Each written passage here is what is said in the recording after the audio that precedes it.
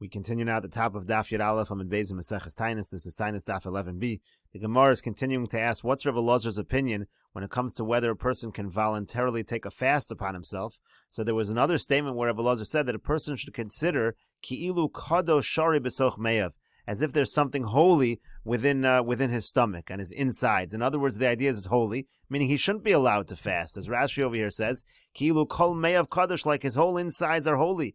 V'asur lachishan, meaning Rebbe Elazar was saying in that statement, it's asur to weaken the body. Tahachi mashma b'kir b'cha kadosh, that's what the pasuk means. Inside of you is kadosh. Kilomar da'asur lesanos, meaning it's asur to fast. So it's a contradiction in one place. Rebbe Elazar seems to say that it's good to voluntarily take upon oneself to fast, and here it sounds like it's not good. Shenamar, like the pasuk says, "B'kir b'cha kadosh v'lo avo b'yir." Again, that's the pasuk that Rebbe Elazar is learning from. This is a pasuk in Hosea. We're understanding b'kir b'cha kadosh. Your insides are holy, and therefore you shouldn't fast. And so the Gemara answers, "Lokash, it's not difficult. Hadam matzi l'tzurei nafshe." In one case, we're talking about a person who is able to bear the burden of the fast. It doesn't weaken the person. So in that case, it's praiseworthy. But in the other case, we're talking where when the person fasts, it causes the person to be weaker, he can't really take it, and in such a situation, it would not be appropriate to voluntarily take upon oneself to fast. The Gemara continues, Reish Lakish says, Nikra Chassid, somebody who takes upon himself to fast, is called a Chassid, like a righteous person, Shenemar, like the Pasuk says, Gomel Nafsho Ish Chassid, V'yocher She'ero V'gomer. Rashi will explain. Rashi over here says, Nikra Chassid Hamisanes, somebody who fasts is called a Chassid.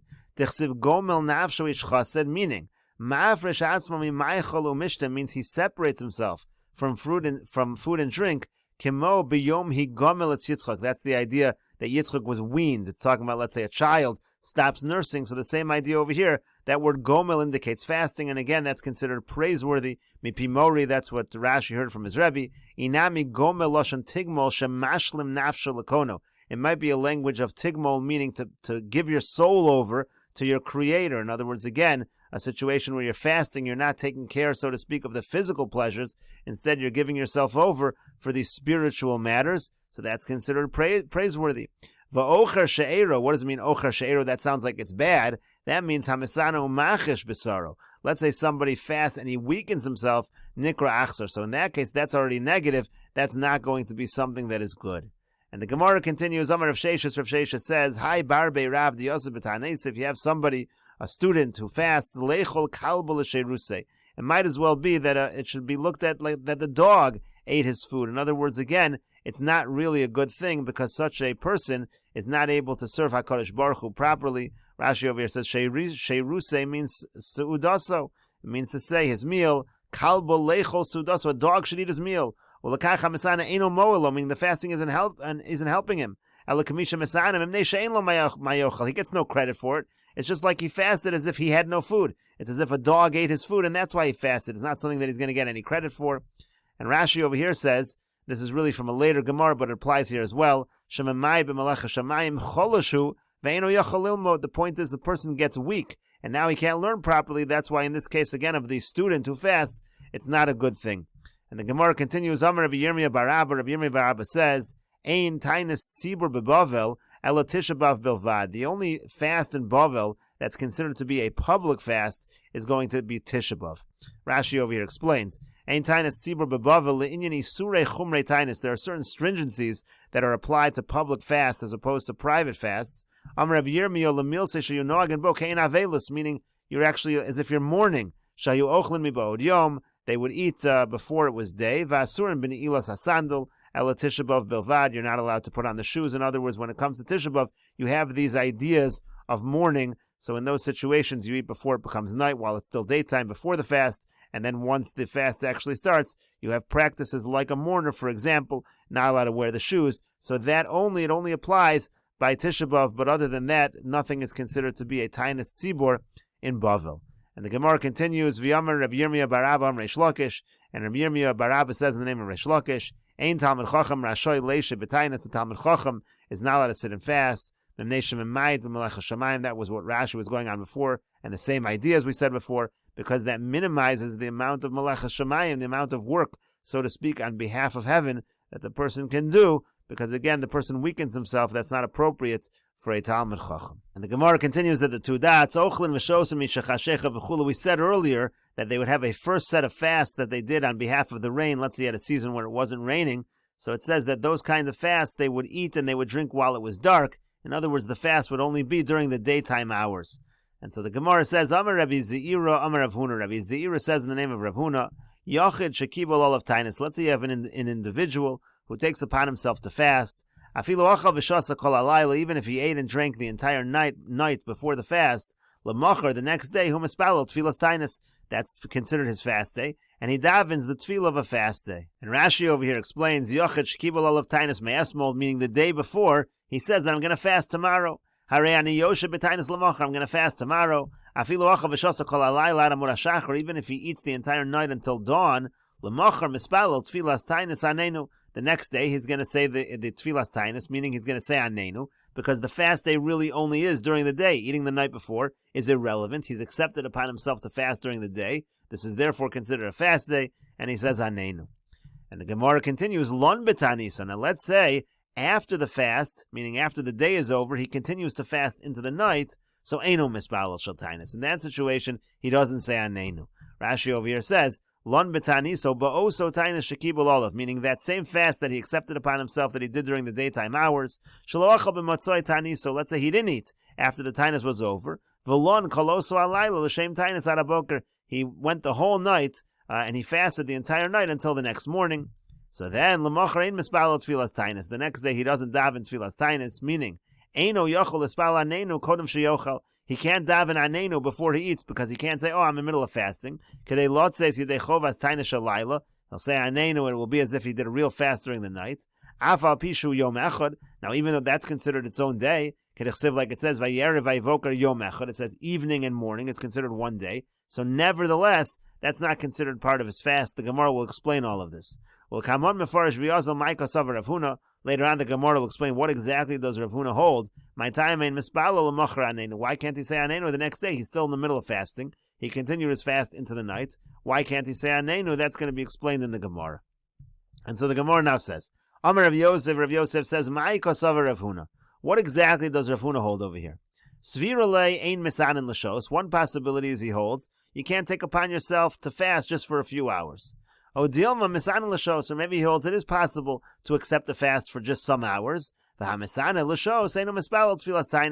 maybe such a fast is not significant enough that you say the tfilas taanis. It's not significant enough that you say anenu. And we'll take a look at Rashi over here. My kosav Rav Huna. Perish, the explanation is, my kosav Rav Huna ein misanin l'shos. One possibility is he holds you're not allowed to fast for hours. Kilomar, meaning as follows. When we say that the next day, in the situation where he fasted the night after the fast, he doesn't say the tfilas taanis. Maybe accepting upon yourself a fast in this manner isn't even called a fast. It's not a kabbalah. It's not accepting a real fast. It's not called a taanis. And this is the key point. If a person would want to break the fast, so to speak, would want to eat in the middle, that would be fine because it's not a real kabbalah.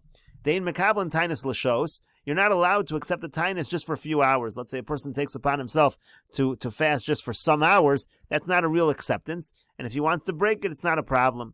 Kagon Zen, that's exactly like this case as well. The person who fasts the night after the daytime fast. This was not accepted from the day before that he was going to fast on this particular night. So that's why it says here lon betaniso, meaning he just continued his fast. The mashma me'elov kishechshech, on its own, when it became dark, he didn't eat. Uval lisod amad v'lo achal. It was time to eat, and then he didn't eat. Meaning he really was thinking he was going to eat. He wanted originally to break the fast. Then some of the night went by. Maybe an hour went by. Maybe 2 hours went by. So then he decides, you know what? I already went 1 or 2 hours. I haven't eaten. I'm going to go the whole night. So maybe that's considered just the same as shos, and it's not considered a fast at all. Dilmer, maybe. Maybe when Rav Huna says that the next day you don't daven at tfilas taanis, it's not because you can't fast for some hours. The shame taanis olav, maybe it is called a taanis. And if once you start such a fast you want to change your mind, you're not allowed to. It's a real kabbalah. But maybe the reason why you don't daven the tefillas Taanit in that case, the savar ein Taanit shall show choshuv v'chomer kol kach.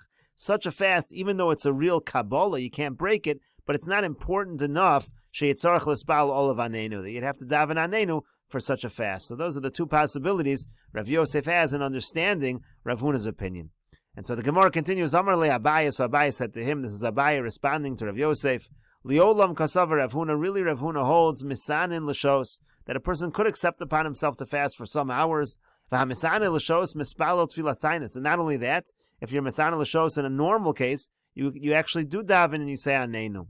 But it's different over here. In this particular case, it's even worse than a normal misanin l'shos. The ika shows delelia delokavalalem, because here you have hours during the night which had no acceptance in the first place. In other words, in a situation of misanin l'shos, at least there's a Kabbalah. Here you're lacking that. Rashi over here says, Liolam kasavar bi'alma de misanin l'shos. Normally you can fast for some hours. V'hamisanin l'shos mispal tefillas Taanit, and in such a case, you say the tefillas Taanit. V'acha ma'itayamein mispal tefillas Taanit. But Rashi says, why over here don't you daven the tefillas Taanit? The shani hacha, because it's different over here. Hechad dehisana esmol, situation where he fasted the day before. Uvalayla lon betaniso, and then when the night came, so then he continues. Delo kibla, so there was no acceptance of that. He didn't accept upon himself this particular Taanit the day before. Like other cases where you might fast for just a few hours. So such a situation, it's not important enough to say anenu. So this is different than a normal case of a Taanit l'shos, and that's why in this particular case, the person does not say anenu. And the Gemara continues, Marukva iklo leginzik. Marukva went to a place called Ginzik. Bo Mine, they asked him the following question. Misanin l'shos, so ain't misanin l'shos. They asked, is it possible to accept the Taanit upon yourself just for some hours or not?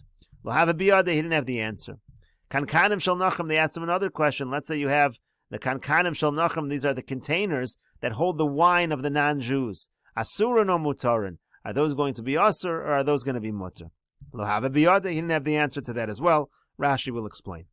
And finally they asked, V'amesh shimesh Moshe, Kol Shivas Yimei HaMiluim. Moshe acted as the Kohen Gadol in the 7 days which were called the Shivas Yimei Miluim, when they were inaugurating the Mishkan. So what kind of clothing did he wear? If he didn't wear the begadim of the Kohen Gadol, what did he wear? And again, lo have biyade. Once again, Marukva did not have the answer to this question.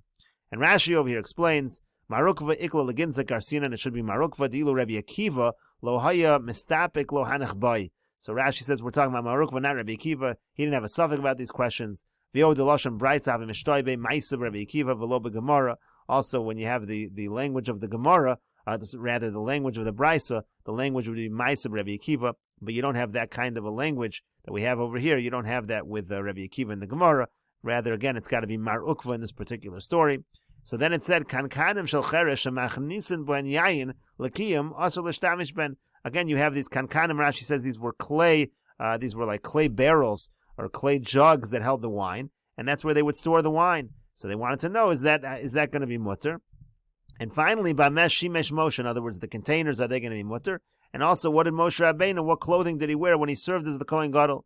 De'ilu bi'aron ksiv big day kahuna. By Aaron, it says he wore the big day kahuna. Dechsiv il bashtem shebeshah shahaya Moshe oved. Aaron haya lavish big day kahuna. Rashi even says at the time that Moshe was serving, Aaron was wearing the big day kahuna. Va'avoda de Moshe gzeres hakasavu. And it was a gzeres hakasav that Moshe should do the avoda. Uvig day kahuna lo matzinu, but we don't find that he wore the big day kahuna. Mistama in adavar kasher shaya oved bivigadav shel chol. Mistama, he didn't use his weekday clothing. Sheyosei ben lashuk, that a person would go out to the marketplace. That's not what he used. So what exactly did he wear? These were the three questions that were asked to Marukva, and so the Gemara says he didn't know the answer. So the Gemara says, Azal v'shol be midrasha. So he went and he asked in the base medrash. Amrulei, they said to him, Hilchas halach is as follows. Number one, misanin l'shos. You could have a fast just for a few hours. U'mispalin tefillas Taanit. And number two, part of number one, even in that situation, you daven the tefillas Taanit. V'hilchasa, now in terms of question number two, the halach is kankanim shel nachrim la'achar shnei masar chodesh mutar. And when it comes to the kankanim of nachrim, again, these are the containers that hold the wine. After 12 months, those containers become mutar. And finally, the third question, Bamesh Shimesh Moshe, what clothing did Moshe wear when he served as a Kohen Gadol in the Shivas Yimei Miluim, Kol Zayin Yimei Miluim, B'cholok Lovan. he used the chalak lavan. It was a special garment that was made of linen, especially for this purpose. And the Gemara and Rashi over here says, La'achar shnei masar chodesh, again after 12 months, so then these containers of the wine, the containers are mutter. Holech tam yayin nesach. The point is, at that point, whatever taste was absorbed by these earthenware vessels, that taste has left. Umutarim below iroi mayim. It's mutter without having to pour water on it. Aval tochiyud beis chodesh. But Rashi says if it's still within 12 months, so tzarach iroi shlosha yamim me'eslei. So then you have to do this pouring of water. You have to do this kashering of the vessels. That's not needed once 12 months go by. And Rashi continues, b'cholak lavan shel pishtan, like we said, a linen garment, asu l'shem kach. It was made just for this purpose. And the Gemara continues, Rav Kahana Masni, Rav Kahana taught it as follows, b'cholak lavan she'en lo imra. He served again in a linen garment, but it was specifically a linen garment that did not have a hem. The Gemara continues, Amar Rav Chisda says, we'll take a look at Rashi over here, Rav Kahana Masni ki hai lishna, b'cholak lavan she'en bo imra. Again, it didn't have a hem. Safa didn't have a hem, mitargamin on imra. That's the translation of Imra. And Rashi continues, Kolomar means to say, Tachav haya michotecha, it was all from one thread, Kol acholak, the whole garment. Veloke begodim shalanu, not like our clothing, Shabote hayadayim medubakin bebeged haguf betfira, that you take let's say you take the part of the sleeves and you stitch them onto the other part of the garment. And why was it that it was made in this fashion?